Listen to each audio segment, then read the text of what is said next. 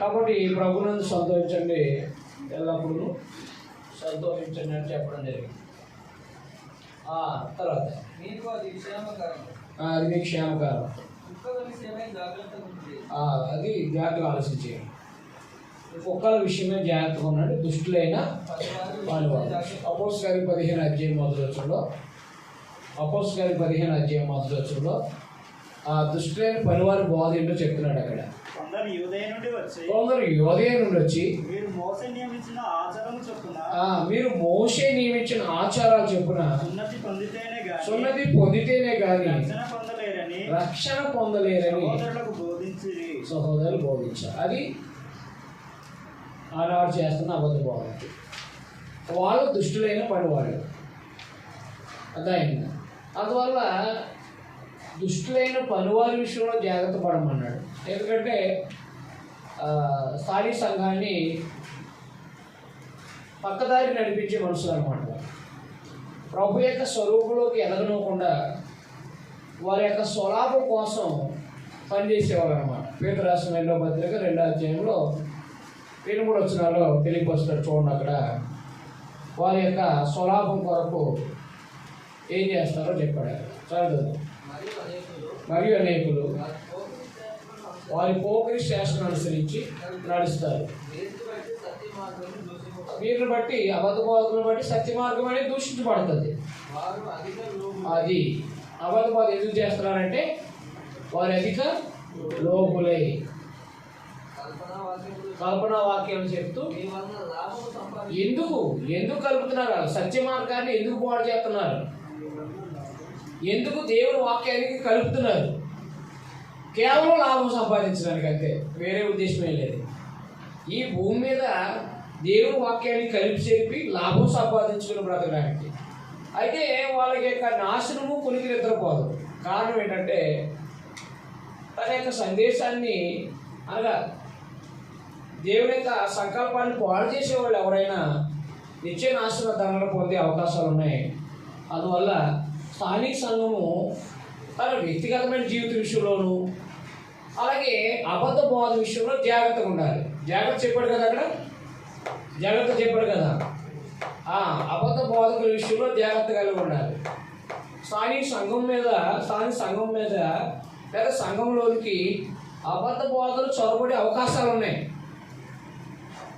అందువల్ల దుష్టులైన పనివారి విషయంలో జాగ్రత్త కలిగి ఉండండి. ప్రభు చెప్పారు. ఏది మత్తయి 7:14, 15-16 వాళ్ళ యొక్క స్వభావాన్ని బట్టి వాళ్ళు కనిపెట్టమని. అర్థమైందా? కాబట్టి 1 యోహాను పత్రిక 4వ అధ్యాయంలో చెప్పారు. ఆనాడైనా ఈనాడైనా దుష్టులైన పనివాళ్ళు ఉన్నారు. అనేకమైన ఆత్మలు బయలుదేరినాయి. కాబట్టి ప్రతి ఆత్మను నమ్మొద్దు అంటాడు. ఆయా ఆత్మలు అంటే ఆయా బోధలు దేవుని సంబంధమైనవో కాదో పరీక్షించమన్నాడు. ఇప్పుడు మనం ఎవరు పడితే వాళ్ళని సంఘంలోకి వచ్చి వాకింగ్ చెప్పడానికి అవకాశం ఇవ్వకూడదు. వాళ్ళు వారి యొక్క జీవితము బోధ వాక్యానుసారం అంటే అపోస్తుల బోధ జీవితం అలా ఉంటేనే వారిని మనం సంఘంలోకి రప్పించి వాక్యం నేర్పించాలి. లేకపోతే స్థానిక సంఘాలని ఏం చేస్తారంటే పాడు చేస్తారనమాట. దుష్టుడు ఏం చేస్తాడో, దుష్టుడు అంటే చెడ్డవాడు ఏం చేస్తాడో చెడే చేస్తాడు. అవునా కదా? అందుకని దుష్టులైన పని వారి విషయంలో ఏమై ఉన్నాడు? జాగ్రత్త పడమన్నాడు. ఫిలిప్పీ స్థానిక సంఘాన్ని కూడా అదే విషయంలో జాగ్రత్త పడమన్నాడు. దుష్టులైన పని వారి విషయం అంటే కుక్కలు. ఆ దుష్టులైన పని వాళ్ళని ఏమన్నాడంటే కుక్కలు అనమాట. కుక్కలు అన్నాడు. కుక్కల విషయమే జాగ్రత్తగా ఉండండి అన్నాడు. దుష్టులైన పని వారి విషయంలో జాగ్రత్త పడన్నాడు.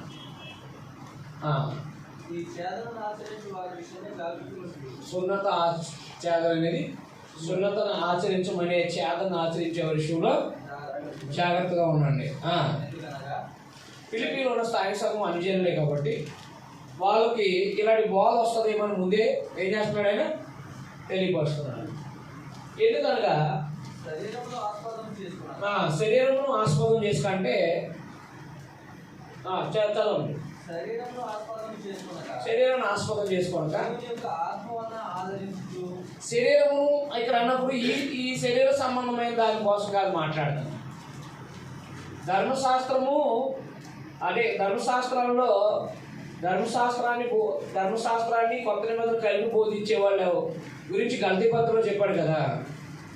ఏది మీరు శరీరీతిగా మరలా సంపూర్ణులు అవుతారా అన్నాడు కదా గల్తీ పత్రికలో.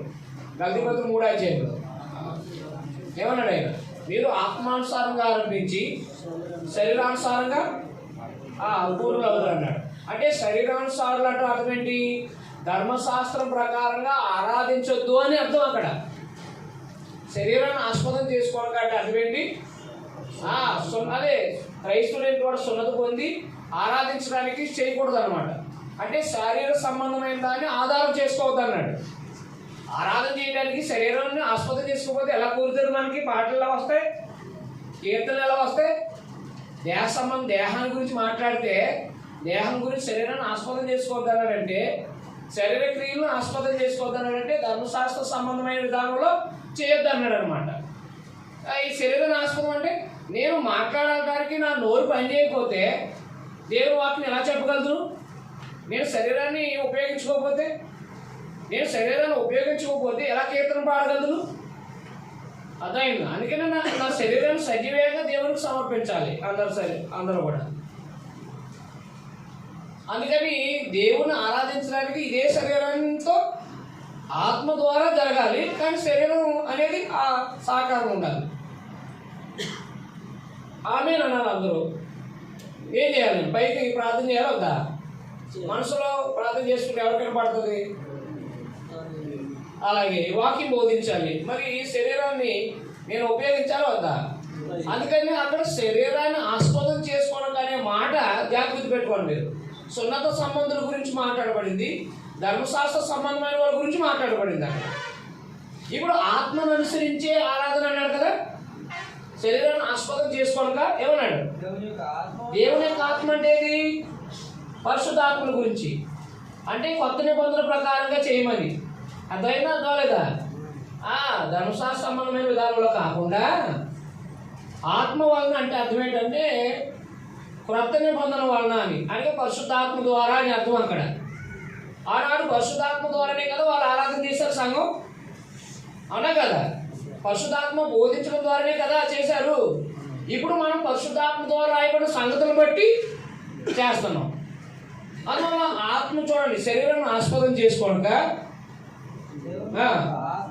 దేవుని యొక్క ఆత్మ వలన ఆరాధిస్తూ, దేవుని యొక్క ఆత్మ వలన ఆరాధించడం అంటే ఏంటి? పరిశుద్ధాత్ముడు బోధించినట్టుగా ఆరాధించాలి తప్ప ధర్మశాస్త్రం బోధించినట్టుగా కాదు అని అర్థం అనమాట. కాబట్టి శరీరాన్ని ఆస్పదం చేసుకోవద్దు అన్నాడంటే ధర్మశాస్త్ర సంబంధమైన విధానంలో కాకుండా క్రొత్త నిబంధన ప్రకారంగా ఆరాధిస్తూ, కింద మీకు చదివితే అర్థమవుతుంది. శరీరాన్ని ఆస్పదం చేసుకోవద్దు అన్నాడు అనగా భౌతిక సంబంధమైన ధర్మశాస్త్ర సంబంధమైన విధానంలో చేయొద్దు అన్నాడు అనమాట. చదవండి. ఆత్మ వల్ల ఆరాధిస్తూ క్రీస్తు యేసునందు అతిశయపడుతున్న మనమే అది అంటే సున్నతి ఆచరించే విధంగా దేవుని ఆరాధించుకోకుండా, సున్నతి ఆచరించేటట్టుగా కాకుండా దేవుని ఆత్మ వలన కొత్త నిబంధన ప్రకారంగా ఆరాధిస్తూ యేసుక్రీస్తునందు మనం అతిశయపడుతున్నాం అన్నాడు. అంటే ఏది? ధర్మశాస్త్రంలో వాళ్ళు దేని బట్టి అతిశయపడుతున్నారు? శరీరాన్ని బట్టి. అంటే ఎలాగా? సున్నతి చేయించుకున్న దాన్ని బట్టి అతిశయపడుతున్నారు, శరీర సంబంధమైన స్థితిని బట్టి అతిశయపడుతున్నారు వాళ్ళు. కాబట్టి అలా శరీర సంబంధమైన దాన్ని బట్టి అతిశయించుకోకుండా క్రీస్తునందే మనం ఏం చేయాలి? అతిశయించాలి అని చెప్పాడు అన్నమాట. ఇప్పుడు చెప్తున్నాడు చూడండి ఇక్కడ పౌలు గారు. కావాలంటే అక్కడ గుర్తుపెట్టుకోండి. అక్కడ నేను శరీరమును ఆస్పదం చేసుకొని వచ్చినాడంటే దేని బట్టి మాట్లాడాడు ఆయన? సున్నతులు బట్టి మాట్లాడాడు. కావాలంటే నేను శరీరమును ఆస్పదం చేసుకొని వచ్చును అంటే శరీర సంబంధంగా అతిశయపడలేదు ఆయన. అంటే యోధా సంబంధమైన మతాన్ని బట్టి అతిశయపడలేదు, క్రీస్తుని బట్టి అతిశయపడ్డాడు ఆయన. అయితే నేను శరీరాన్ని ఆస్పదం చేసుకొని వచ్చును ఎలాగా చెప్పాడు చూడండి. మరి ఎవరైనా శరీరం ఆస్పదం చేసుకొని తెలిసిన నేను మరి ఎక్కువ చేసుకోవచ్చు. ఎందుకో తెలుసా? నేను బెనామిన్ పాత్రలో పుట్టాను, అది చెప్తున్నాడు అక్కడ. అదిగో చూడండి, 8వ దినాన్ని సున్నతి పొందాను, ఇశ్రాయేలు వంశపు వాడిని, అంటే ఇప్పుడు శరీరాన్ని ఆస్పదం చేసుకోవడం అనమాట. అది అర్థమైందా మీకు? అర్థం లేదా? శరీరాన్ని ఆస్పదం చేసుకోవడం అంటే ఏంటంటే నేను సున్నత సంబంధిని, కాబట్టి నేను ఇశ్రాయేలుకు సంబంధించిన వాడిని, నేను బెన్యామీను గోత్రికుని అనే ఉద్దేశంతో ఆరాధించాడంటే వాడు శరీరాన్ని ఆస్పదం చేసుకుని ఆరాధిస్తున్నాడు అనమాట. అలా ఆరాధించకుండా కొత్త నిబంధన ప్రకారంగా ఆరాధించేవాడు. అది శరీరాన్ని ఆస్పదం చేసుకోకుండా ఉండడం అంటే. కొత్త నిబంధన ప్రకారం ఆరాధించడమే శరీరాన్ని ఆస్పదం చేసుకోకుండా ఉండటం అంటే. యోధా మత సంబంధంగా గొప్పవాడిగా ఎంచుకోకుండా ఉండటం అనమాట. యోధా మత సంబంధంగా గొప్పవాడిగా భావించకూడదు. క్రైస్తవం క్రీస్తుని బట్టి అతిశయపడాలి తప్ప యోధా మతాన్ని బట్టి అతిశయపడాలి, బట్టి సున్నతిని బట్టి అతిశయపడాల్సిన అవసరం లేదు. అలా అతిశయం చేస్తే యేసుప్రభుకున్న గొప్పతనం ఏంటప్పుడు? యూదులందరూ క్రైస్తవులు అవ్వాల్సిన అవసరం ఏంటి? యోధా మతమే గొప్పగా అయితే క్రైస్తవులు అయినటువంటి వాళ్ళు క్రైస్తవులు అవ్వాల్సిన అవసరం ఏముంది? ఆలోచన చేయండి ఒకసారి. శరీరమును ఆస్పదం చేసుకోవడం అంటే అర్థమైనా అర్థవాలేదా? అది సున్నతిని బట్టి ఆ విధానంలో చేయొద్దన్నాడు అన్నమాట. నేను శరీరాన్ని ఆస్పదం చేసుకోవచ్చు, అయితే చేసుకోలేదు చెప్పాడు ఆయన. నేను ఎన్ని రోజులు సున్నతి పొందాను, ఇశ్రాయేలు వంశపు వాడిని, నేనేమి గోత్రంలో జన్మించాను. చదవండి. అది ఆయన ఎవరు? ధర్మశాస్త్ర విషయమే యూదులైనటువంటి వాడు దేని బట్టి అతిశయపడతాడు? సున్నతి. 2 ఇశ్రాయేలు యొక్క వంశాన్ని బట్టి, అవునా? 3 ఆయన బెన్యామీను గోత్రాన్ని బట్టి. అంటే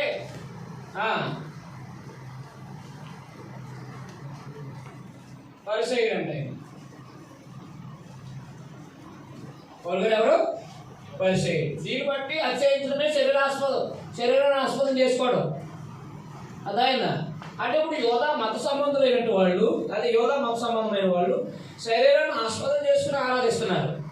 అలాగా ఆరాధించకుండా ఆత్మ వల్ల ఆరాధించాలన్నాడు. అంటే కొత్త నిబంధనల ప్రకారంగా ఆరాధించాలి తప్ప ఈ శరీర సంబంధమైన దాన్ని ఆస్పదం చేసుకుని ఆరాధించొద్దు అన్నాడు. నేను పరిసయ్యుడును,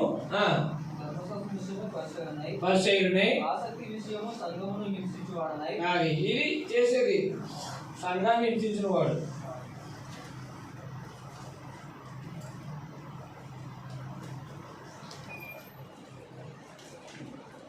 సంఘాన్ని హింసించిన వాడు అనమాట. సంఘాన్ని హింసించిన వాడిని ధర్మశాస్త్రం వల్ల నీతి విషయమై అనిత్యుడినై, అంటే ధర్మశాస్త్ర సంబంధంగా ఏమైనట్టు వాడే నిద్రలేని వాడు. నేను బ్రతికి ఎలాంటిది అన్నాడు కదా 20 అధ్యాయంలో అపొస్తలులు. ఆయనను ఇవన్నీ యోధా మతానికి సంబంధించినవి లాభకర్మాలే. శరీర సంబంధంగా లాభకర్మ కాదా? ఒక ఇశ్రాయేలు అన్నింటినీ ఎలా చూస్తారు? కుక్కలా చూస్తారు కదా. ఇప్పుడు అబద్ధబాధ చేసేవాడే కుక్క. అర్థమైంది? ఇప్పుడు అబద్ధబాధ అంటే సున్నత పొందడం అన్నవాడు ఎవడు? అనిజనుడైనటువంటి క్రైస్తుడైనటువంటి వాడిని సున్నత పొందమని అబద్ధబాధ చేసినటువంటి కుక్క. కాబట్టి ఈయన ఇవన్నీ కూడా పరిసయ్యుడిగా బెన్యామీను గోత్రం ఇశ్రాయేలు సున్నతిని ఇది ఆధారం చేసుకోలేదు. క్రైస్తుడు అయిన తర్వాత దేన్ని ఆధారం చేసుకోలేదు? ఈ యోధా సంబంధించిన అంటే ఈ ధర్మశాస్త్ర సంబంధమైన అతిశయాన్ని ఏం చేసుకోలేదు? ఆధారం చేసుకోలేదు అన్నమాట. అది శరీరాన్ని ఆస్పదం చేసుకోవడం అంటే. అందువల్ల ఇది ఆధారం చేసుకోకుండా ఆయన పరిశుద్ధాత్మ ద్వారానే నడిపించబడ్డాడు. పరిశుద్ధాత్మ ద్వారానే దేవుని ఆరాధించాడు. అనగా కొత్త నిబంధన ద్వారా అన్నమాట. యేసుప్రభు చెప్పినట్టుగా. చదవండి.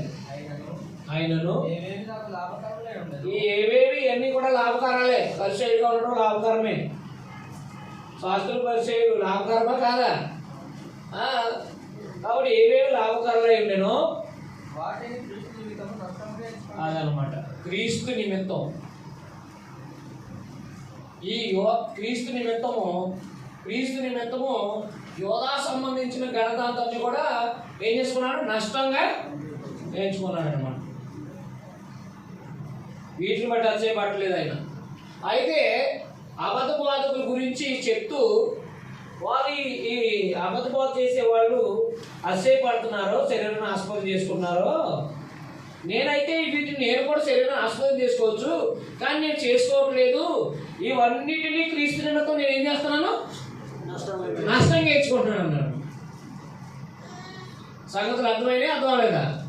రైట్, అది చదవండి. నిశ్చయంగా నా ప్రభువైన యేసుక్రీస్తును కూర్చిన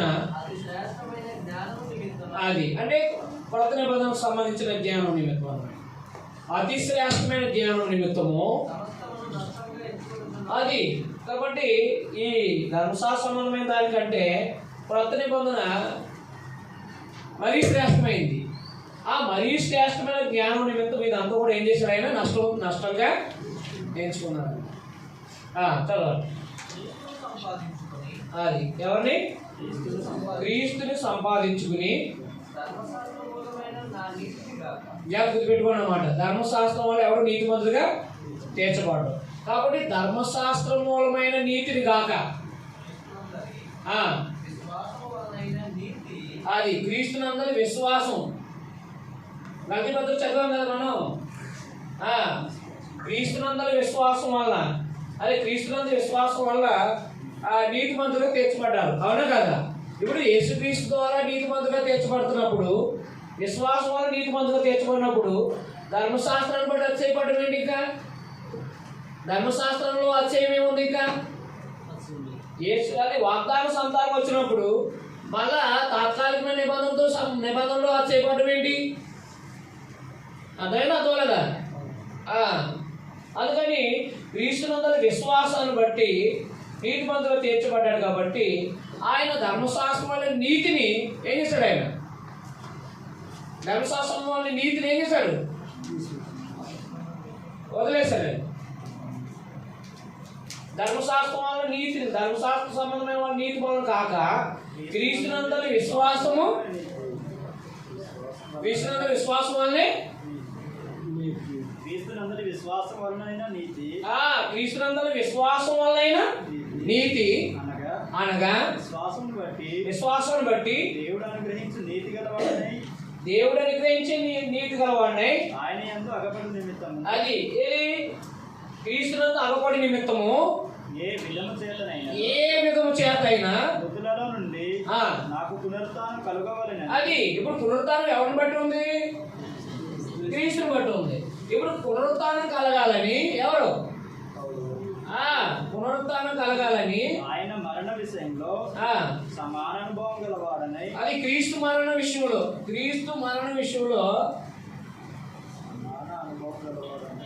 సమాన అనుభవం, క్రీస్తు మరణ విషయంలో సమాన అనుభవం.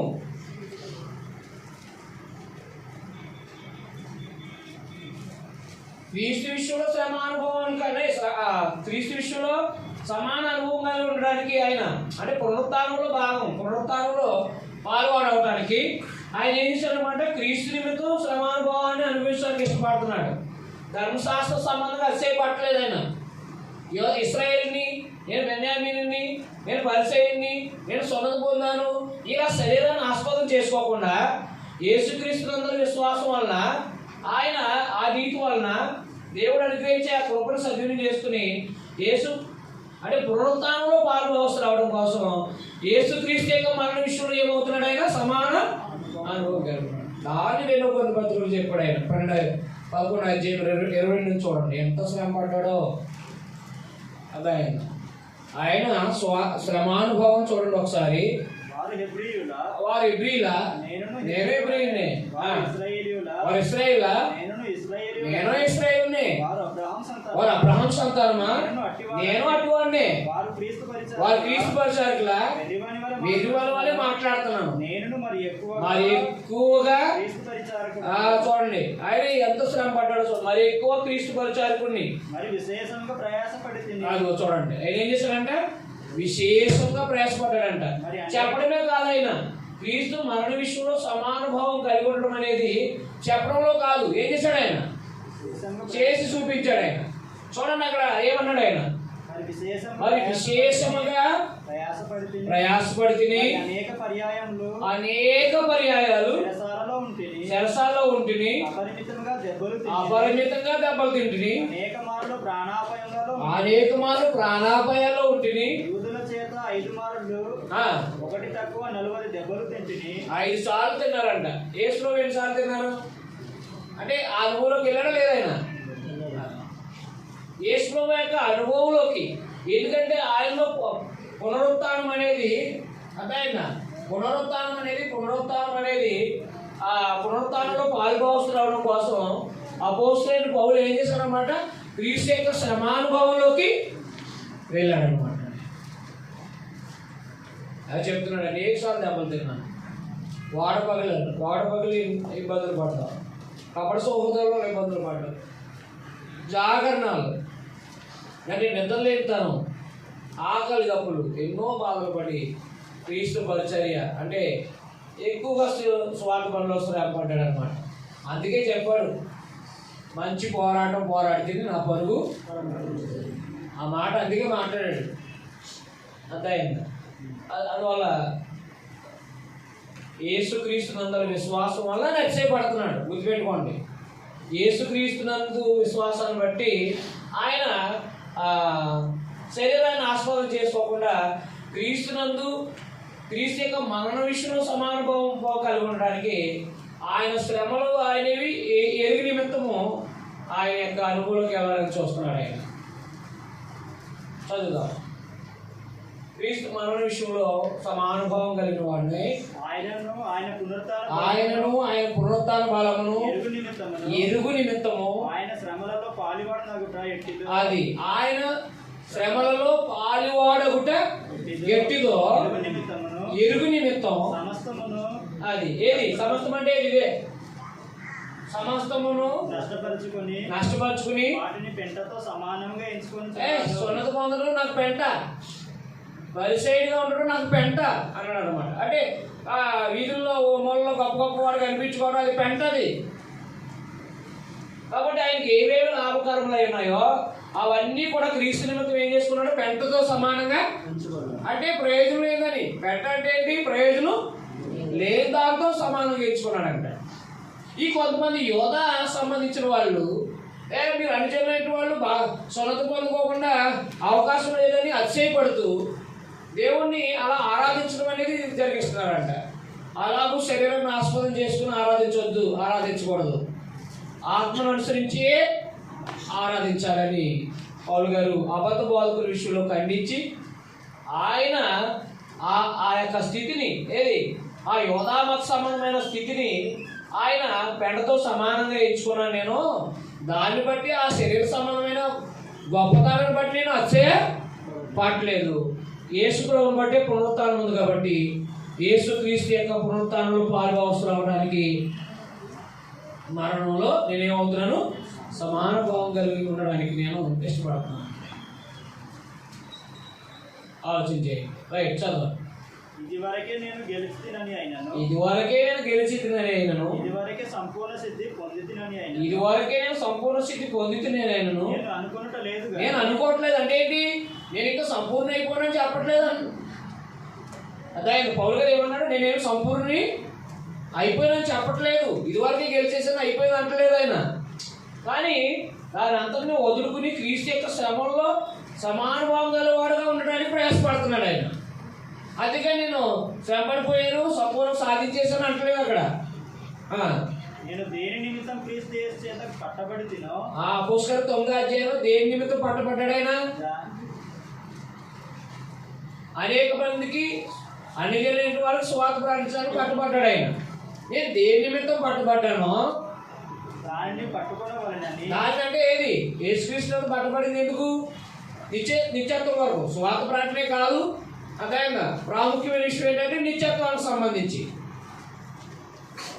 అది యేసుక్రీస్తునందు మృతుల పునరుత్థానం ఉందని నిరీక్షించబడడానికి పట్టుబడ్డాడు ఆయన.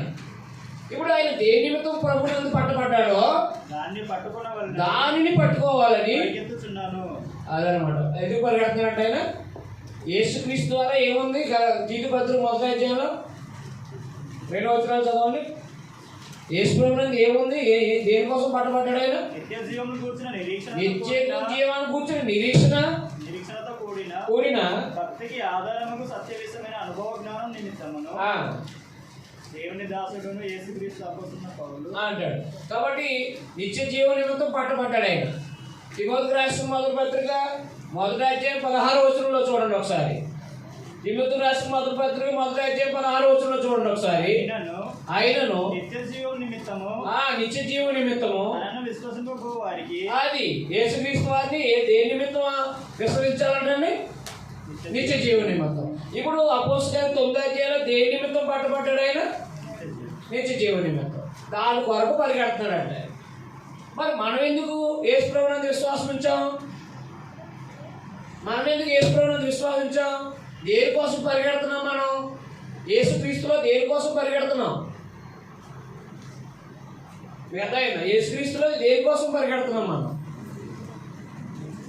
యేసుక్రీస్తులో దేనికోసం పరిగెడుతున్నాం మనం? సుఖభోగాల కోసమా?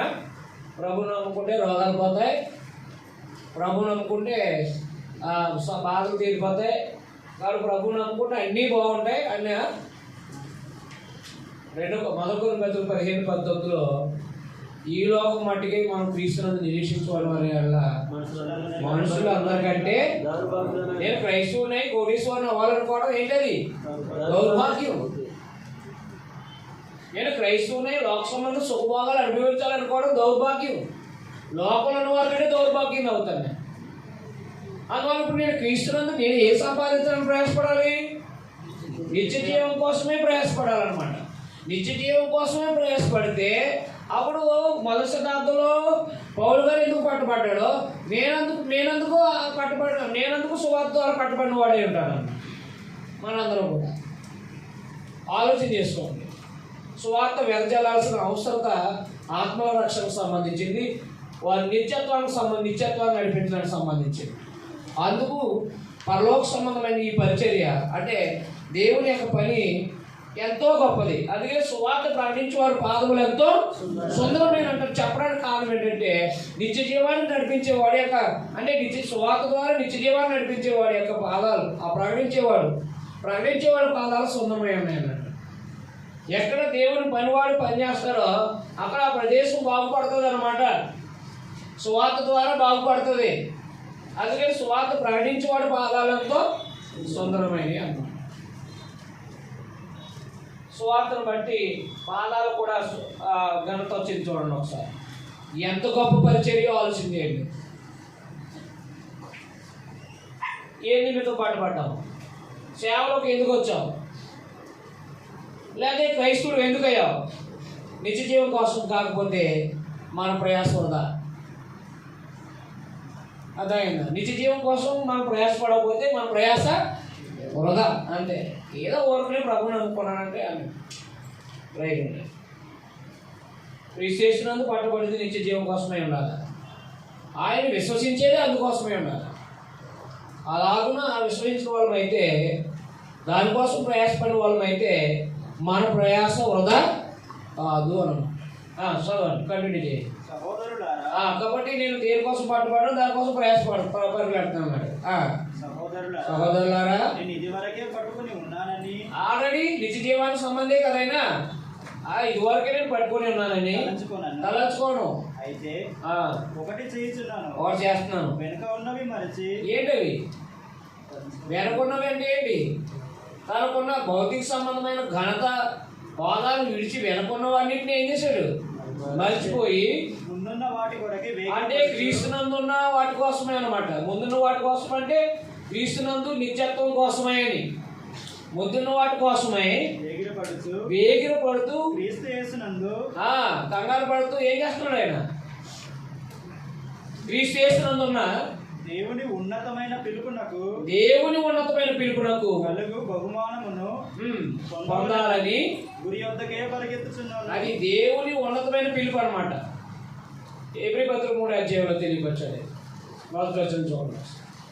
సువార్త ద్వారా మనం పిలుస్తున్నాడు దేవుడు. ఇందువలన అది ఉన్నతమైన పిలుపు, అది గుర్తుపెట్టుకోండి. ఆ పిలుపు ఇందువలన పరలోక సంబంధమైన పిలుపులో క్రైస్తవులైన వాళ్ళు ఎవరంట? పరలోక సంబంధమైన పిలుపులో పాలు పొందిన పరిశుద్ధ సహోదరులారా అన్నాడు. ఎక్కడి నుంచి ఎవరు పిలిచారు? సువార్త ద్వారా. ఎవరు పిలుస్తున్నారు? సువార్త ద్వారా దేవుడు పిలుస్తున్నాడు. ఏ పిలుపు? ఎక్కడి నుంచి పిలుపు? అది పరలోక సంబంధమైన పిలుపు. భూమి మీద సువార్త ప్రకటించేదైనా, చిరువును కూర్చుని వార్త ప్రకటించేది భూమి మీద అయినా, ఆ పిలుపు ఎక్కడది? పరలోక సంబంధమైంది. అందుకని ఆయన ఏం చేశాడంటే, దేవుని ఉన్నతమైన పిలుపును కలుగు బహుమానం పొందాలని. దేవుని ఉన్నతమైన పిలుపు కలిగి బహుమానం. మనం పిలిచిన వాడు గొప్పవాడు కాబట్టి బహుమానం కూడా అలాగే గొప్పగా ఉంటుంది. అదైనా అది భౌతిక సంబంధమైన బహుమానం కాదు, అది ఆత్మ సంబంధమైన బహుమానం అన్నమాట. అది మొదటి పేతురు పత్రిక 3:3 పేతురు రాసిన మొదటి పత్రిక 1:3 ఆ బహుమానం ఏంటో చెప్పాడు. మన ప్రభువుకు యేసుక్రీస్తు తండ్రి అయిన దేవుడు స్తుతింపబడును గాక. మృతుల నుండి యేసుక్రీస్తు తిరిగి లేచుట వలన జీవంతో కూడిన నిరీక్షణ మనకు కలుగునట్లు అనగా అక్షయమైనది. అక్షయం చూడండి, బహుమానం ఏంటది? క్షయము కానిది, నిర్మలమైనది, అంటే దోషం లేనిది, వాడబారనిది, అంటే ఏంటి?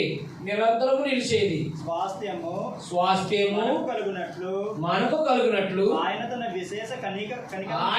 విశేషమైన కనికరం చెప్పున మనల్ని ఎందుకు జన్మింపజేశాడు? మనల్ని ఎందుకు పిలిచాడు? ఆయన ఎందుకు పిలిచాడు? ఎందుకు జన్మింపజేశాడు? ఎందుకు అంటే ఎందుకు బాప్తిసం పొందమని చెప్పాడు ఆయన?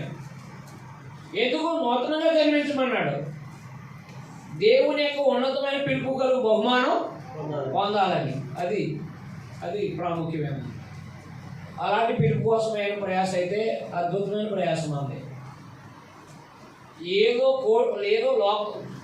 ప్రభువు యొక్క పరిచయం చెప్పుకొని ఏదో సంపాదించాలని ప్రయత్నం చేస్తే మన ప్రయాసం వృధా అయిపోతుంది. లోకంలో ఉన్నాయి సంపాదించడానికి అనేకమైన పనులు, అందులోకి వెళ్ళచ్చు. కానీ శిలువను గురించి వార్త ప్రకటిస్తూ సాయి సంఘాన్ని ఆత్మ సంబంధంగా నడిపించే ఈ కార్యక్రమంలో లోక సంబంధమైన సంపాదించడానికి ప్రయాసపడితే ఏముండదు, ప్రయోజనం ఉండదు అనమాట. లోక సంబంధం సంపాదన కోసం నువ్వు కల్తీ చేయాలి, బోధ కలిపి చెప్పాలి. కలిపి చెరిపితే రేపొద్దు దేవుడు ఎక్కడోకి తీసుకుంటాడు అన్నమాట. అందుకని దేవుని పిల్లలుగా మనల్ని దేవుడు క్రీస్తు ద్వారా, సువార్త ద్వారా ఉన్నతమైన పిలిపించాడు ఆయన. ఆ పిలుపుకు కలిగిన బహుమానం పొందాలని మనం ఏం చేయాలి? పౌలు గారిలో పరిగెట్టాలి. దేనికోసం పరిగెడుతున్నారు మీరు? ఆలోచన చేయండి. అర్థమైంది? ఉదయం లేస్తే పరిగెడుతూ ఉంటారు లోకంలో జనాలు కదా. దేనికోసం పరిగెడుతున్నా? భౌతిక సంబంధాల అవసరాల కోసమా? అది అవసరం, అర్థమైందా? కానీ ఆ పరుగు దేనికి ఉద్దేశించబడింది? లోకంలో గొప్పగా బ్రతకడం కోసమా? లోకంలో పేరు సంపాదించడం కోసమా? లోకంలో ధనం విస్తరించుకోవడం కోసమా? నీ జీవితం వృధా. మత్తయి సువార్తలో చెప్పినట్టు 16:25 ఒకడు లోకమంతా సంపాదించుకుని 26లో వాడు తన ప్రాణం పోగొట్టుకుంటూ వాడికి ఏమి ప్రయోజనం అన్నాడు అన్నమాట. ఏం ప్రయోజనం? లోకమంతని విడిచిపెట్టి, లోక సంబంధమైన వాటిని అంతటి విడిచిపెట్టి కలగబోయే బహుమానం కోసం పరిగెడితే కనుక ప్రయోజనం ఉందన్నమాట. మీకు అర్థమైందా? అది గొప్పది. కానీ ప్రభువులో సంపాదించడానికి ప్రయాసపడడం ఏంటండి? అవసరాలు తీర్చబడడానికి దేవుడిని అడగాలి. అర్థమైందా? మన అవసరాలు ఏ స్థితిలో ఉన్నామో ఆ స్థితిలో సంతృప్తి కలిగి ఉండ నేర్చుకోవాలి తప్ప ప్రభువునందు లోక సంబంధంగా సంపాదించడానికి ప్రయాసపడితే ప్రయోజనం ఉండదు. నాశనంలోకి వెళ్ళిపోతాడు. దైవజనుడా నీవైతే వీటిని విసర్జించమన్నాడు. ధనాపేక్ష సమస్తమైన మూలమని మొదటి తిమోతి 6:10 చెప్పాడు. కాబట్టి 6:11 ఏమన్నాడంటే, దేవుజనుడా నీవైతే వీటిని విసర్జించమన్నాడంటే ధనాపేక్షను విసర్జించన్నాడు. ఈ సంఘాలు అని చెప్పుకున్న వాళ్ళు ధన ఆపేక్షతో ఎంతో పరిశుద్ధుల యొక్క సొమ్ముని కాజేస్తున్న వాళ్ళు వీళ్ళందరూ చాలా మంది ఉన్నారు. రేపొద్దు నాకు ప్రయోజనం ఉండదు. ప్రభువునందు సంపాదన ఏం ప్రయోజనం ఉండదు. అందువల్ల గుర్తుపెట్టుకుని దేనికోసం పరిగెడుతున్నామో ఆలోచన చేయండి. మీరు ఎక్కడికైనా పరిగెడుతున్నప్పుడు దేనికోసం పరిగెడుతున్నారో ఆలోచించేయండి. ఎక్కడికైనా మీటింగ్కి సంబంధించి పరిగెడుతున్నప్పుడు దేనికోసం పరిగెడుతున్నారో ఆలోచన చేయండి. అప్పుడు మీ పరుగు వెళ్ళదన్నమాట. ఏదో సంపాదన కోసం అయితే అవసరం లేదు. సువార్త పని చేస్తే పనివాడి జీతానికి పాత్రుడు ఆయన పోషిస్తాడు. ఏ సమయాన్ని ఎంత అవసరమో ఆయన అందిస్తాడు. మనం పరిగెట్టాల్సిన అవసరం లేదు. అందువల్ల నిత్య జీవం కోసం ప్రయాసపడుతున్నామా? మన పరుగు పర్ఫెక్ట్ అయిన పరుగు అదైందా? అది ఉన్నతమైన పరుగు. అది అలాగా అపోస్తలుడైన పౌలు గారిని మాదిరి తీసుకుని యేసుక్రీస్తునందు మనం కూడా సువార్త ద్వారా ఎందుకు పట్టబడ్డామో, సువార్త ద్వారా పట్టబడిన మనం దేనికోసం పరిగెడుతున్నామో గుర్తుపెట్టుకుని బ్రతకాల్సిన బాధ్యత ఉందన్న. సువార్తికుడు దానికోసం పరిగెడితే వాడు సంఘంలో ఉండలేడు, సరైన బోధ చేయలేడు. అదైందా? అందుకని సువార్తికుడు పరుగు అదే ఉండకూడదు. సాయి సంఘంలో భౌతిక సంపాదన కోసమే పరుగు అయి ఉండకూడదు. నిత్యత్వాన్ని సంపాదించుకోవడానికి అయి ఉండాలి పరుగు. అది గురియతో పరిగెట్టే పరుగు అనమాట. పరిగెట్టేవాడు గురియతో పరిగెట్టకపోతే ఆ పరుగు వేస్ట్ కదా. పరుగు పందెం చేసేవాడు ఏం చేయాలా? గురియతకి పరిగెట్టాలా. లేకపోతే పరిగెడుతున్నాను నేను ప్రభు పనులు అంటే గురియతో పరిగెట్టకుండా ఎలా పరిగెడుతున్నాను, ఎందుకు పరిగెడుతున్నారో చూసుకోండి ఒకసారి. అందువల్ల దేవుని పిల్లలుగా అపోస్తలుడైన పౌలు ఈ శరీర సంబంధమైన దాన్ని పెంటతో సమానంగా ఎంచుకుంది. క్రీస్తు శ్రమను అనుభవిస్తూ దేనికోసం పట్టబడ్డాడు, దానికోసం పరిగెడుతున్నాను అన్నాడు 3వ అధ్యాయంలో. స్వాతికుడిగా మనం దేనికోసం పరిగెడుతున్నామో చూసుకోండి ఒకసారి. ఆలోచన చేసుకోండి. ఎవరి కాదు పరీక్ష చేసుకోండి. దేనికోసం పరిగెడుతున్నాం. చదవాలి కంటిన్యూ. కాబట్టి మనలో సంపూర్ణమైన వారు మనందరము ఈ తాత్పర్యం అనేది పైన చెప్పబడిన గురియతో పరిగెట్టే తాత్పర్యం. అదే భావం కలిగి ఉన్నాం. ఏ భావం? గురియతో పరిగెత్తే అంటే దేవుడు ఉన్నతమైన పలుకు బహుమానాన్ని పొందడానికైనా ఆ భావమై ఉండాలి మన అందరి పరుగు అనమాట.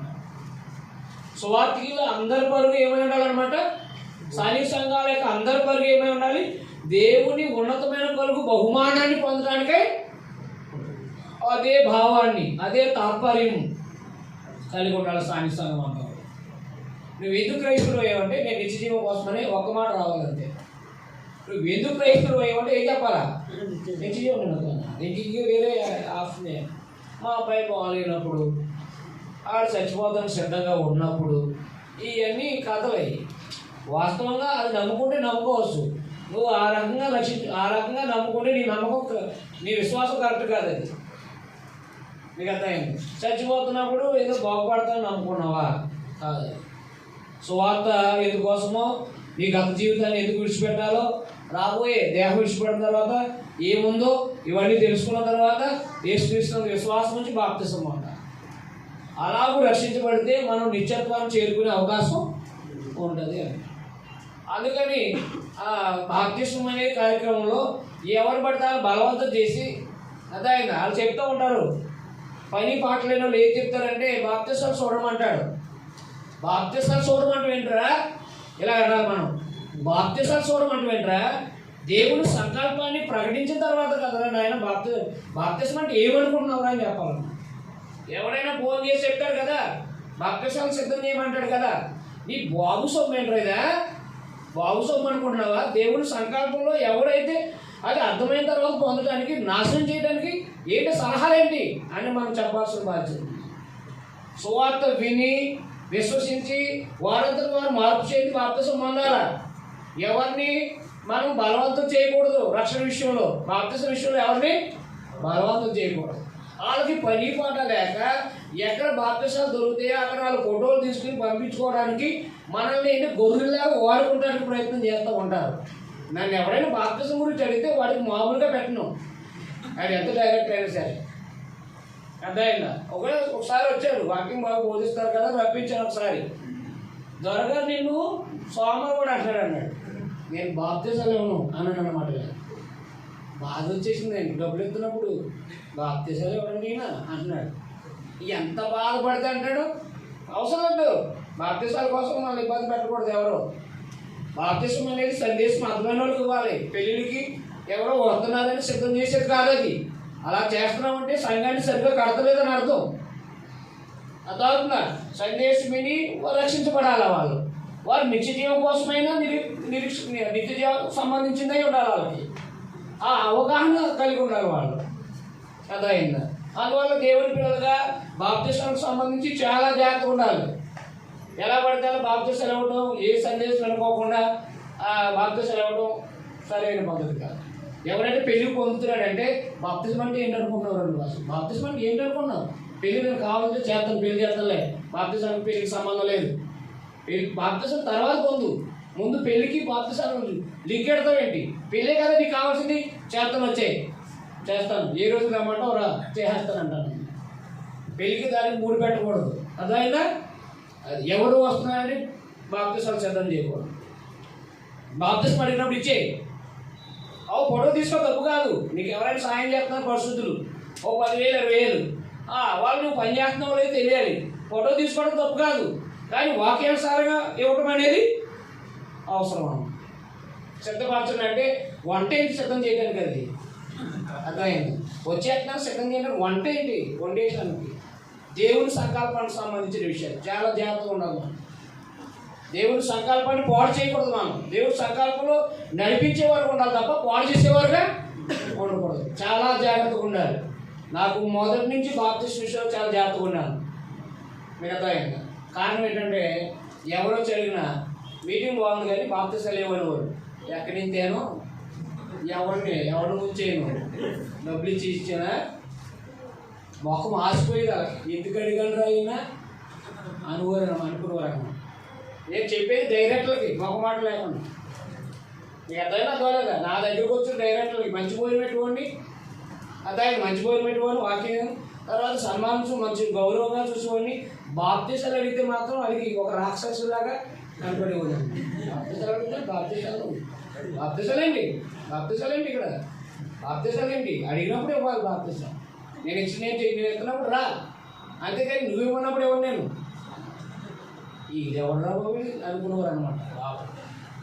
కానీ యథార్థంగా పని చేస్తున్నాం కదా, గౌరవించేవారు. మంచి పని చేస్తున్నాం కానీ మనం గౌరవించేవారు. అర్థమైంది.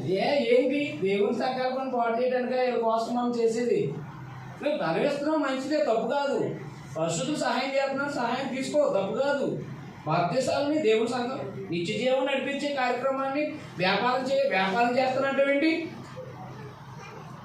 అందువల్ల దేవుని పిల్లగా మనం ప్రభు అయిన యేసుక్రీస్తునందు చాలా జాగ్రత్తగా ఉండాలి. ఈ విషయాలు చాలా జాగ్రత్తగా ఉండాలి. సందేశం అర్థమైందా? అర్థమైతే పొందని చెప్పాలి. అది చాలా జాగ్రత్తగా ఉండాలి. బాప్తిసాల దారిలో కోడి పిల్ల తయారైపోయిందని గుడ్డిపాలు కూడా తీసేస్తే ఏమవుద్ది? చచ్చిపోద్దా లేదా? అలా చంపేస్తారు. మీరు జాగ్రత్త చూసుకోండి. బాప్తిసాలు అలాగితే ఏం చేస్తున్నట్టు మీరు? చంపేస్తున్నారు అనమాట. బాప్తిజం ఇచ్చేసి ఏం చేస్తున్నారు మీరు? చంపేస్తున్నారు. వాడికి ఆలోచన రాలి, హృదయ స్పందన జరగలేదు. దానికి సందేశం చేత హృదయం కదిలించబడలేదు. ఆ కదిలించబడలేనంటే నువ్వేం చేసావంటే తోసి చంపేసావు అంతే. ఇక్కడ ఎప్పటికీ మారడు. అర్థమైందా? ఏమయ్యా అంటే నేను ఎప్పుడో పొందేసాను అంటాడు. బతుకుంటుంది ఏమో. ఇవన్నీ మొత్తం అన్నీ కంటిన్యూగా జరుగుతాయి. మందు సిగరెట్లు అన్నీ సాగుతూ ఉంటాయి. ఏంటంటే నేను ఎప్పుడో పొందేసానండి అంటాడు అనమాట. అందువల్ల జాగ్రత్తగా గమనించు. స్వార్థికుడు ఎప్పుడు కూడా దేవుని ఉన్నతమైన పిలుపుని కొరకు వాళ్ళు సిద్ధం చేయాల్సిన అవసరం ఉంది. ఎంత భాగ్యం చూడండి. అది దేవుని ఉన్నతమైన పిలుపు కలిగి బహుమానాన్ని పొందేటట్టుగా సంఘాన్ని నడిపించడం అంటే ఎంత ధన్యతో చూడండి ఒకసారి, ఎంత భాగ్యమో చూడండి ఒకసారి. ఆ రీతిగా చూడగలగాలి క్రైస్తవ్యాన్ని. నేడు జరుగుతున్న విధానం బట్టి కాదు. పత్రికల్లో చూడండి మీరు బాగా. క్రైస్తవం అంటే ఏంటో స్పష్టంగా కనపడుతుంది. క్రైస్తవం అంటే ఏంటో స్పష్టంగా కనపడుతుంది. కనపడుతుందా లేదా పత్రికల్లో? కొత్త నిబంధన గుర్తుపెట్టుకోండి. కాబట్టి దేవునికి పిలుపుకు, దేవుని ఉన్నతమైన పిలుపుకు బహుమానం పొందాలని గురి ఎత్తుకే పరిగెడుతున్నా అన్నాడు. మనం కూడా ఆ పరుగు ఉందే ఉండాలి. చదవండి, కంటిన్యూ చేయండి. కాబట్టి మనలో సంపూర్ణమైన వారమందరము ఈ తాత్పర్యమే ఈ భావమే కలిగి ఉందాం. అప్పుడు దేని గూర్చైనా మీకు వేరే తాత్పర్యం కలిగి ఉన్నాయి, వేరే భావం మీద కలిగి ఉంటే దేవుడు మీకు బయలుపరచు. అంటే పరిశుద్ధాత్మ ద్వారా ఒక సంగతులు తెలియపరచబడి కదా అన్నాడు. ఇంకా ఏదైనా తెలియాల్సిన సంగతులు ఉంటే కనుక మీకు తెలియజేయబడతాయి. అయితే ప్రస్తుతానికి వినిపించబడిన ప్రకారం అంటే ఏంటి, ప్రకటించబడిన ప్రకారం అంటే దేవుడు తెలియజేసిన ప్రకారం నడుద్దాం. ఇక ఒకవేళ తెలిస్తే కనుక దాని ప్రకారం కూడా నడుద్దాం. ప్రస్తుతానికి నిత్య జీవం క్రీస్తునందు దానికోసమే మీ భావం కలిగి ఉందాం. మనం అందరం కూడా దానికోసం దీని అంతని పెంటతో సమానం ఎంచుకున్నాడు. ఎవరు? మనమేమో పెంట తెచ్చుకోవాలనుకుంటున్నాం. మనం ఏం చేయాలనుకుంటున్నాం? పెంట ఇంట్లోకి తెచ్చుకోవాలనుకుంటున్నాం. ఆలోచన చేసుకోవచ్చు. రైట్. ఇప్పటి వరకు మనకు లభించిన దాన్ని బట్టి క్రమముగా నడుచుకుందాం. అండర్లైన్ చేయండి. దేవుని ఉన్నతమైన పిలుపుకోవాలి బహుమానం పొందాలని గురెత్తుకు పడుతున్నానే వచ్చిన అండర్లైన్ చేయండి. ఇప్పటి వరకు లభించిన దాన్ని బట్టి నడుద్దాం. రాయబడి దాని కోసం ఆలోచించవద్దు. అదైందా? ఇప్పటి వరకు ఏదైతే మనకు కూడా రాయబడిందో దాని ప్రకారం వెళ్దాం. మనం కూడా రాయబడలేదు దానికోసం ఊహించొద్దు. మనం ఊహలనేవి దేవుడి గ్రంథంలో పెట్టకూడదు. మనం అర్థమైందా? అర్థమలేదా? రైట్.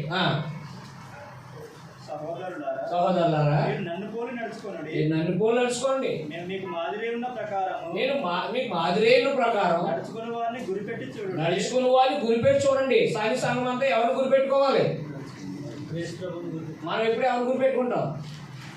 బతకలేని వాడిని గురిపెట్టుకుంటాం. ఈ రసం సరిగ్గా బతకలేదని వీడి మీద నేను బెటర్ అనుకుంటాం. అంతేనా? మనకంటే బాగా ఉన్నామని చూడం. మనకంటే దరిద్రుడేని చూసి వీరి మీద మనం బెటరే అనుకుంటా ఆనందపడతా ఉంటాం. అందుకే అడగలే. కాబట్టి ఎవరిని మాత్రం పెట్టుకోమన్నాడు? అక్కడ ఎవరిని మాత్రం పెట్టుకోమన్నాడు? చదవండి. ఎవరిని నడుచుకునేవారిని ఎవరిని గురిపెట్టి చూడమన్నాడు? సహోదరులారా, మీరు నన్ను పోలి నడుచుకోండి. అది అపోస్తులు చెప్పారు కదా 11:11 నేను క్రీస్తును పోలి నడుచుకున్న ప్రకారం మీరు నన్ను పోలి నడుచుకోండి అన్నాడు. అంటే అపోస్తులు యేసుక్రీస్తును అనుసరించారు కదా, అదే మాదిరి అనుసరించమని చెప్తున్నాడు. సంఘాన్ని అంతటి కూడా అదే మనసు కలిగి అన్నాడు కదా 2 అధ్యాయాలు. రైట్. అనేకులు క్రీస్తు శిలువకు శత్రువులుగా నడుచుకుంటున్నారు. అంటే ఎవరు? అనేకులు క్రీస్తు శిలువ శత్రువులు నడుపుతారంటే ఎవరు? శరీర సంబంధంగా నడిచేవాళ్ళని అర్థం. అర్థమైందా? ఆత్మ సంబంధమైన ప్రవర్తన అనగా కొత్త నిబంధన ప్రకారం కాకుండా వాళ్ళ ప్రకారం బ్రతుకుతున్న వాళ్ళు అనమాట. శిలువకు శత్రువులు అంటే అర్థం ఏంటంటే శిలువ త్యాగానికి అనుకూలంగా ప్రవర్తించలేని వాళ్ళు అనమాట. అంటే పాప జీవితాన్ని కంటిన్యూ చేస్తున్న వాళ్ళు అనమాట. అనేకులు క్రీస్తుకు శిలువకు శత్రువుగా నడుస్తున్నారు. వీరిని గూర్చి మీతో అనేక పర్యాయములు చెప్పాను. ఇప్పుడు నువ్వు ఏడ్చుతూ చెప్పుతున్నావు. ఆయన ఏడుతూ చెప్పాల్సిన అవసరం ఏముంది? విలువైంది, నిత్యత్వం విలువైంది కాబట్టి ఆ విలువైన దాన్ని పోగొట్టుకుంటున్నారని శరీర సంబంధంగా బతుకుతున్న వాళ్ళని చూసి ఆయన ఏడ్చుతూ చెప్తున్నాడు అంటాడు. ఇలా బ్రతకొద్దు నాయన అని, శరీర సంబంధంగా బ్రతకూడదు నాయన అని, బ్రతకండి మీరని ఏడుస్తూ చెప్తున్నాడు. ఎందుకంటే నిత్యత్వాన్ని ఎక్కడ పోగొట్టుకుంటారేమని. కాబట్టి శరీర సంబంధంగా నడిచే వారి విషయంలో మనం కూడా వారి కోసం ఆలోచించి చెప్పాల్సిన బాధ్యత ఉంది వాళ్ళకి. మనం రైట్. కంటిన్యూ చేయండి. నాశనమే వారి అంతం. శరీర సంబంధం శరీరాన్ని బట్టి ఇచ్చేవాడు శరీరమైన పంటకు వస్తాడు. అదైనా క్షయమైపోయి పంటకు వస్తాడు. ఆత్మను బట్టి విత్తేవాడు అక్షయమైన పంటకు వస్తూ ఉంటాడు. కాబట్టి నాశనమే వారు అంతం అంటే అర్థమేంటి? వారు నిత్య నరకానికి పోతారని అర్థం. నాశనమే వారు అంతం. వారు గడిపే వారి దేవుడు అంటే వారు శరీర సంబంధులని. వారు గడిపే వారి దేవుడు. వారు తాము సిగ్గుపడవలసిన సంగతుల యందు అంటే అపవిత్రమైన ప్రవర్తన. సిగ్గుపడాల్సిన సంగతులు ఏంటి? అపవిత్రమైన ప్రవర్తన అన్నమాట. వారు సిగ్గుపడవలసిన సంగతులు యందు లోకంలో అతిశయపడుతూ ఉంటాడు. తప్పు చేసి అతిశయపడుతూ ఉంటాడు. అవునా కదా? మందు వేసి నేను నెంబర్ 1 అంటాడు. మనకు అది వివాహానికి ముందు అక్రమ సంబంధం పెట్టుకొని గొప్పగా చెప్పుకుంటాడు. అర్థమైందా? కాబట్టి వాళ్ళు ఏం చేస్తూ ఉంటారంటే ఈ లోక సంబంధమైన అపవిత్ర ప్రవర్తనని, సిగ్గుపడాల్సిన సంగతుల్ని అత్యయంగా చెప్పుకుంటూ ఉంటారు. శరీర సంబంధంలో మనం ఉండకూడదు అన్నమాట. అందుకనే మొదలుకొని 5 ఒక తండ్రి భరించుకున్నాడు. ఆయన మీరు ఉప్పొంగుతున్నారు అన్నాడు.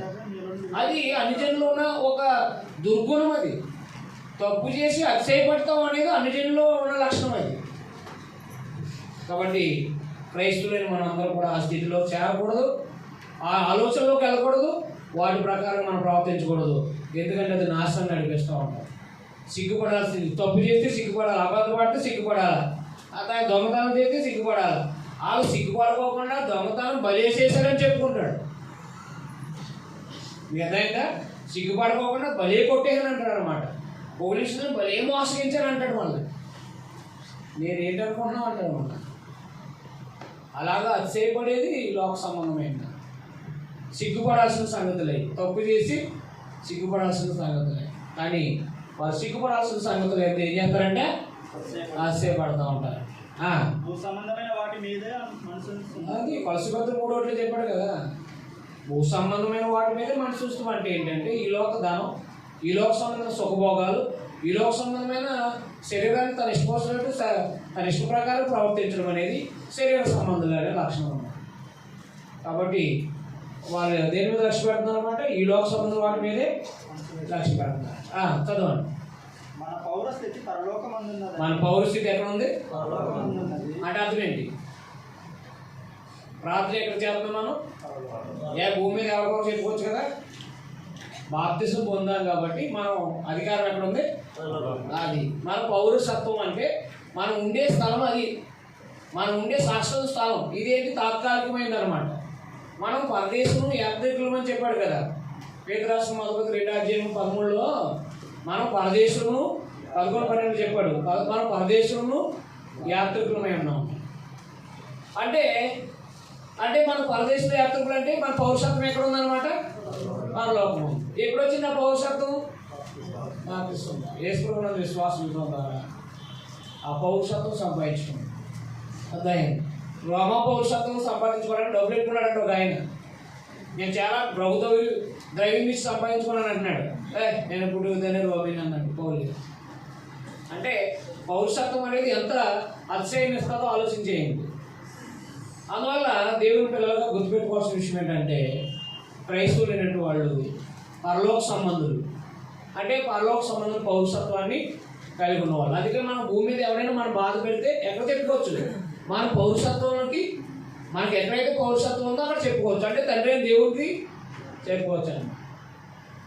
పౌరసత్వానికి మన పౌరసత్వం ఉంది కాబట్టి ప్రార్థన చేసుకోవచ్చు. తండ్రి నాయన ఇబ్బంది ఇక్కడ నన్ను ఇబ్బంది పెడుతున్నా తండ్రి, నీ యొక్క చిత్తానుసారం బ్రతుకుతుంటే ఈ మనుషులు నన్ను ఇబ్బంది పెడతానని పౌరసత్వాన్ని చెప్తే ఆయన ఏం చేయాలో చేస్తూ ఉంటాడు. అలాంటి గొప్ప భాగ్యం ఉంది మనకి. మనం చనిపోయిన తర్వాత పౌరసత్వాన్ని సొంతం చేసుకుంటాం. మనం చనిపోయిన తర్వాత పౌరసత్వాన్ని ఏం చేస్తాం? సొంతం చేసుకుంటాం. మన పౌరస్థితి పరలోకమందు ఉంది. అక్కడ నుండి ప్రభు అయిన యేసు రక్షకుని నిమిత్తం కనిపెట్టుకుని ఉన్నాం. ఆయన ఎప్పుడు వస్తాడో అప్పుడు మనం ఆ పౌరసత్వాన్ని సొంతం చేసుకుంటాం. కాబట్టి ప్రభు అయిన యేసు వరకు మనం ఎదురు చూస్తున్నాం అన్నాడు. అంటే 2వ రాకడ వరకు ఏం చేస్తున్నారు? ఎదురు చూస్తున్నాం. కాబట్టి 3వ అధ్యాయంలో ఏం చెప్పాడు? చెప్పండి మీరు. 3వ అధ్యాయం ఏం చెప్పాడు పౌలు గారు?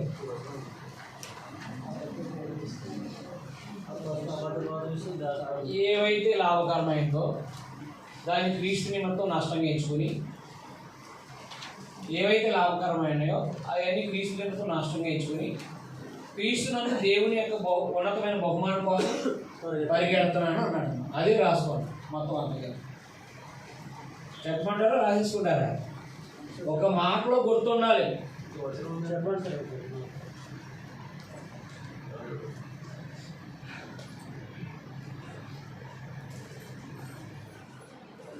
యోధా మత సంబంధమైన వాటి మీద పౌలు అతిశయపడకుండా క్రీస్తునందు కలిగే ఉన్నతమైన బహుమానం కోసం, క్రీస్తునందు కలిగే ఉన్నతమైన బహుమానం కొరకు నేను పరిగెడుతున్నాను, నన్ను మాదిరిగా తీసుకోండి అన్నాడు. క్రీస్తునందు దేవుని యొక్క ఉన్నతమైన పిలుపుని కొరకు నేను పరిగెడుతున్నాను, దేవుని ఉన్నతమైన పిలుపు కొరకు నేను పరిగెడుతున్నాను, నన్ను మాదిరి చేసుకోండి అన్నాడు. దాని సంఘాన్ని ఏమన్నాడు? మాదిరి. తర్వాత దుష్టులైన పని వారి విషయంలో జాగ్రత్తగా ఉండమన్నాడు. అర్థమైంది. స్థానిక సంఘాన్ని ఎందులో జాగ్రత్త పడమన్నాడు?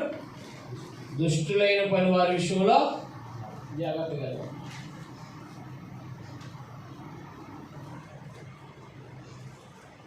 దుష్టులైన పని వారి విషయంలో జాగ్రత్త పడాలి.